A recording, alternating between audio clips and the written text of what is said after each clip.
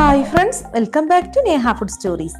ഇന്ന് ഞാൻ വന്നിരിക്കുന്നത് ഒരു അടിപൊളി സ്വീറ്റിന്റെ റെസിപ്പിയുമായിട്ടാണ്. ഗോതമ്പ് പൊടി ഉപയോഗിച്ചിട്ടുള്ള ഒരു ഹെൽത്തി സ്വീറ്റാണ് കേട്ടോ അത്. അപ്പോൾ വീഡിയോയിലോട്ട് പോകുന്നതിന് മുമ്പ് നമ്മുടെ ചാനൽ സബ്സ്ക്രൈബ് ചെയ്യാത്തവരുണ്ടെങ്കിൽ ഒന്ന് സബ്സ്ക്രൈബ് ചെയ്യണേ. അതോടൊപ്പം കാണുന്ന ബെൽ ബട്ടൺ ഒന്ന് അമർത്തണം കേട്ടോ. അപ്പോൾ കാണുന്ന ഓൾ എന്ന ഓപ്ഷൻ വേണം ക്ലിക്ക് ചെയ്യാൻ. എന്നാൽ മാത്രമേ ഞാൻ പുതിയ റെസിപ്പീസ് ഒക്കെ അപ്ലോഡ് ചെയ്യുമ്പോൾ അതിന്റെ നോട്ടിഫിക്കേഷൻ നിങ്ങൾക്ക് കറക്റ്റ് ആയിട്ട് കിട്ടുള്ളൂ. അപ്പൊ ഈ സ്വീറ്റ് ഉണ്ടാക്കാൻ വേണ്ടിയിട്ട് 1 കപ്പ് ഗോതമ്പ് പൊടിയാണ് എടുത്തിട്ടുള്ളത്.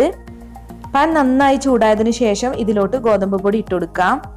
അപ്പൊ മീഡിയം ഫ്ലെയിമിലിട്ട് വേണം കേട്ടോ ഗോതമ്പ് പൊടി വറുത്തെടുക്കാന്.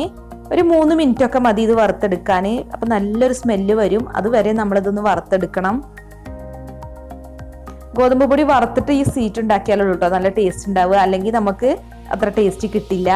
ഇനി വേറൊരു പാൻ എടുക്കുക, അതിലോട്ട് 3 അച്ച് ശർക്കര ഇട്ട് കൊടുക്കാം. അപ്പൊ നമ്മൾ ശർക്കര പാനിയിലാണ് കേട്ടോ അത് ഉണ്ടാക്കിയെടുക്കുന്നത്. ഇനിയിപ്പോ ശർക്കര ചേർക്കാൻ താല്പര്യമില്ലാത്തവർക്ക് പഞ്ചസാരയും ചേർക്കാം. പിന്നെ ഇതിലോട്ട് 1/2 കപ്പ് വെള്ളം ചേർക്കുന്നുണ്ട്. അപ്പൊ ശർക്കര പാനിയൊക്കെ ഇവിടെ നന്നായി മെൽറ്റ് ആയിട്ടുണ്ട്. ഇനി ഇത് അരിച്ചിട്ട് വേണം കേട്ടോ ഉപയോഗിക്കാന്.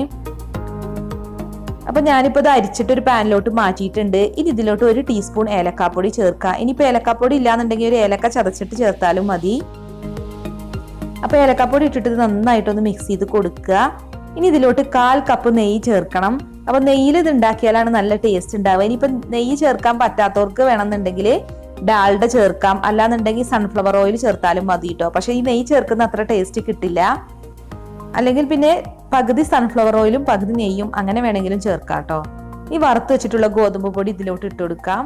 എന്നിട്ടൊന്ന് മിക്സ് ചെയ്ത് കൊടുക്കണം കേട്ടോ. അപ്പൊ നമ്മൾ നന്നായി മിക്സ് ചെയ്ത് കൊടുത്തോണ്ടിരിക്കണം. എന്നിട്ട് പാനിൽ നിന്ന് വിട്ട് വരുന്നൊരു പരുവാവുന്നത് വരെ നമ്മളിത് ഇളക്കി കൊടുത്തോണ്ടിരിക്കുക. പെട്ടെന്ന് തന്നെ പാനിൽ നിന്ന് വിട്ട് വരുന്നൊരു പരുവായി കിട്ടും. ഇതിപ്പോ ഇവിടെ റെഡി ആയിട്ടുണ്ട്. ഇനിയിപ്പോ ഫ്ലെയിം ഓഫ് ചെയ്യാം കേട്ടോ. നമ്മളിത് ഉണ്ടാക്കുന്നതിന് മുമ്പ് തന്നെ ഒരു ബട്ടർ ഫോയിൽ പേപ്പറിൽ കുറച്ച് നെയ്യൊക്കെ തടവിയിട്ട് റെഡിയാക്കി വെക്കണം. എന്നിട്ട് വേണം നമ്മൾ ഇതിലോട്ട് നമ്മുടെ സ്വീറ്റിന്റെ മിക്സ് ഇട്ട് കൊടുക്കാൻ. ഇനിയിപ്പോ ബട്ടർ ഫോയിൽ പേപ്പർ ഇല്ലാന്നുണ്ടെങ്കിൽ നമ്മൾ ഏത് പാത്രത്തിലാണോ ഇത് ഇട്ട് കൊടുക്കുന്നത് അതിന് മുമ്പ് അതിൽ കുറച്ച് നെയ്യ് തടവി കൊടുക്കണം കേട്ടോ. എന്നാലാണ് പെട്ടെന്ന് ഇത് വിട്ട് പോരുക. അപ്പൊ നമുക്ക് കട്ട് ചെയ്യാൻ പാകത്തിന് നല്ലൊരു ലെവലാക്കി ഇത് എടുക്കണം. അപ്പൊ ഞാനിപ്പോ ഇതുപോലെ ലെവലാക്കി എടുത്തിട്ടുണ്ട്. ഇനി ഒരു സ്പൂണിന്റെ അടിവശത്ത് കുറച്ച് നെയ്യാക്കിയതിനു ശേഷം നന്നായിട്ടൊന്ന് പ്രസ് ചെയ്ത് കൊടുത്താൽ മതി കേട്ടോ.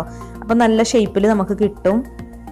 ഇനിയിപ്പോ ഇതൊന്ന് ഗാർണിഷ് ചെയ്യാൻ വേണ്ടിയിട്ട് ഞാൻ കുറച്ച് ബദാം ചെറുതായിട്ട് കട്ട് ചെയ്തെടുത്തിട്ടുണ്ട്. അപ്പൊ അത് നമുക്ക് ഇതിന്റെ മുകളിലേക്ക് ഇട്ട് കൊടുക്കാം. എന്നിട്ട് ഒരു സ്പൂൺ വെച്ചിട്ട് പ്രസ് ചെയ്താൽ മതി.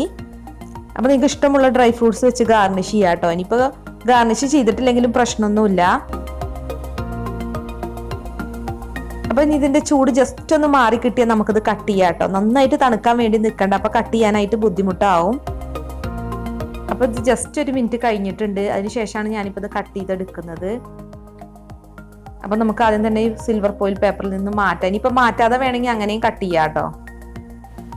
നെയ്യ് തടവിയത് കാരണം തന്നെ ഇത് പെട്ടെന്ന് തന്നെ വിട്ടു പോരും. അപ്പൊ നിങ്ങൾ ഈ സ്വീറ്റ് ഉണ്ടാക്കുമ്പോൾ നെയ്യ് തടവിയതിന് ശേഷം മാത്രം സെറ്റ് ചെയ്യാൻ വേണ്ടി വെച്ചാൽ മതി കേട്ടോ. എന്നാൽ മാത്രമേ പെട്ടെന്ന് വിട്ടു പോരുള്ളൂ. അപ്പൊ ഇനി നമുക്ക് ഇഷ്ടമുള്ള ഷേപ്പിൽ കട്ട് ചെയ്തെടുക്കാം കേട്ടോ. പിന്നെ നമ്മളിത് കട്ട് ചെയ്തതിന് ശേഷം ഫ്രിഡ്ജിൽ കുറച്ച് സമയം വെക്കണം കേട്ടോ. അപ്പോഴാണ് നല്ല ടേസ്റ്റ് ഇതിന് കിട്ടുക. ഇതിപ്പോ നല്ല സോഫ്റ്റ് ആയിട്ടാണ് ഇരിക്കുന്നത്. നമ്മളൊരു 15 മിനിറ്റ് ഒക്കെ ഫ്രിഡ്ജിൽ വെച്ച് കഴിയുമ്പോൾ നമുക്കത് പൊട്ടിച്ചാൽ പൊട്ടുന്നൊരു പരുവായി കിട്ടും. അപ്പൊ നല്ല ടേസ്റ്റ് ആയിരിക്കും. അപ്പൊ ഞാനിപ്പോ എല്ലാം കട്ട് ചെയ്തെടുത്തിട്ടുണ്ട്. അപ്പൊ വളരെ ഈസി ആയിട്ട് ഉണ്ടാക്കാൻ പറ്റുന്ന നല്ലൊരു സ്വീറ്റാണ് കേട്ടോ. നല്ല ഹെൽത്തിയുമാണ്. അപ്പൊ എല്ലാവരും ട്രൈ ചെയ്ത് നോക്കുക, തീർച്ചയായിട്ടും നിങ്ങൾക്ക് ഇഷ്ടപ്പെടും. അപ്പൊ ഇന്നത്തെ വീഡിയോ കണ്ടിട്ട് ഇഷ്ടമായിട്ടുണ്ടെങ്കിൽ ലൈക്ക് ചെയ്യാനും ഷെയർ ചെയ്യാനും മറക്കല്ലേ. അപ്പൊ ഇനിയും ഇതുപോലെ ഒരുപാട് വെറൈറ്റി നല്ല റെസിപ്പീസുമായി നമുക്ക് വീണ്ടും കാണാം. താങ്ക്